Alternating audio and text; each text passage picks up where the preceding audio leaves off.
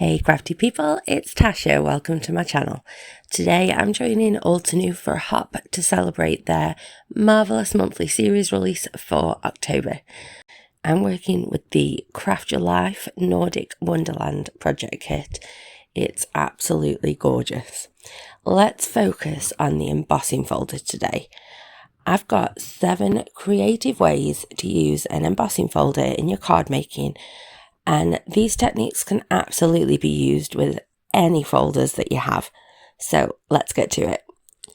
Before I put my cardstock in the folder, I always like to add a little moisture because it helps loosen those paper fibres, which is going to give you a deeper and more detailed impression. Plus, it helps avoid cracking in the cardstock.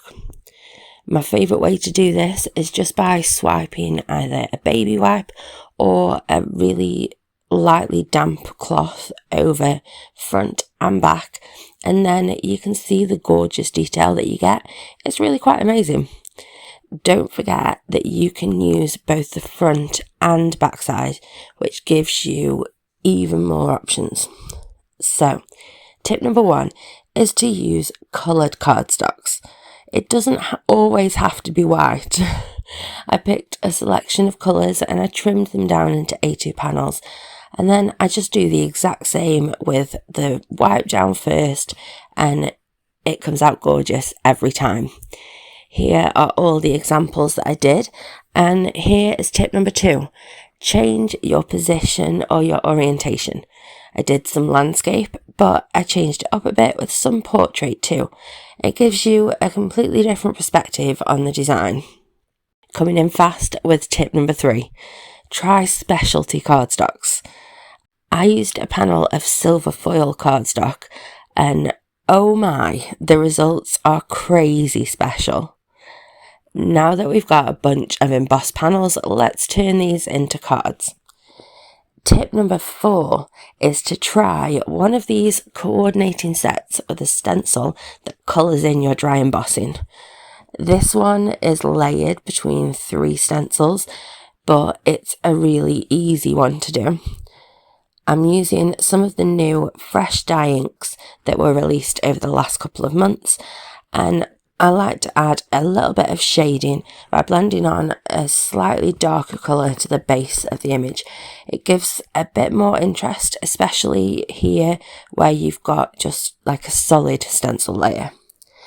After my first birdie was all done, I gave the stencil a really good clean and dry before flipping it over to do the bird on the other side.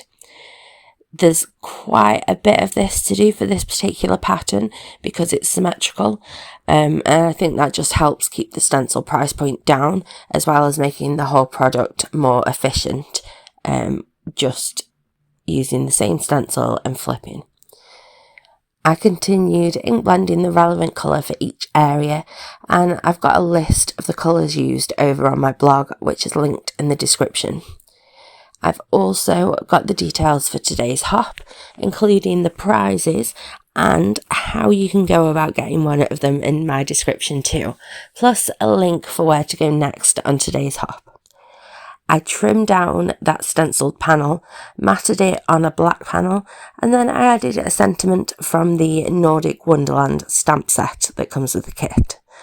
As an extra little embellishment, I coloured in one of these white stars from the Essentials set and glued this to the top of the little Christmas tree. I think it's so sweet. Now we're going to step up these techniques a bit for some of these coloured cardstocks. I've given them plenty of time to dry before I attempt this, and that is a really important step. I'm just taking an embossing ink pad, which is basically just a clear sticky ink which we use when heat embossing, and I'm swiping that pad across the front of the panel. So that's the side with the raised detailing. I'm gently swiping so as not to push any ink down into those debossed areas. Done this on 2 of my panels, and now comes the magic. I'm taking some Perfect Pearls, which is just a really fine, pearly pigment powder, onto a fluffy brush and dusting it all over the inked areas. It will get on the non-inked cardstock too, but don't worry, this will come off easily enough later on. That ink will grab onto the powder and hold it there. As you can see, it completely changes the look of that embossing and of the cardstock itself. Isn't it gorgeous? Another way to use this same technique is by applying the ink onto the other side of the design. So this time your design itself is going to remain uninked because that's the debossed area. So it's the same, but it gives a completely different look. The ink should be enough to keep hold of the powders, but to be sure that none of it comes off on my recipient, I gave each panel a quick spritz of hairspray once I'd finished, but before I turned them into cards. And that's just going to set it there. You can get all sorts of perfect pearls. Mine is the confetti white, it's the only one I've got. But I have also got a gold one from another brand that I wanted to try, so I did. I really like the way the gold goes, especially against this burgundy cardstock. But it didn't quite pop as much as I'd hoped for. I felt like it could do so much better, and that's how I stumbled upon tip number 6. Swap out the embossing ink for metallic pigment ink. So I've got my antique gold ink pad and I'm swiping that onto the back side of my black panel. Make sure you have a really good covering, and this is going to work in the same way as the embossing ink. It's going to stay wet on top of the cardstock for longer than a dye ink ever would, which gives us the chance to apply the powder. Having that base of gold already beneath lets the powder look so much brighter, and adding the powder to the ink adds so much depth when it's compared to just the ink on its own. I love how good that works. The 7th and final idea that I have for you today is to leave it completely white, just as a subtle background. Honestly, this is actually one of my favourite ways to use these embossing folders. So I finished each of these panels and ended up with 8 cards to add to my Christmas stash. I've got photos and details for how I finished each one of them, along with full supplies lists over on my blog with the link in my description. I've also got examples of other cards that I made using the products released for October's Marvellous Monthly Series.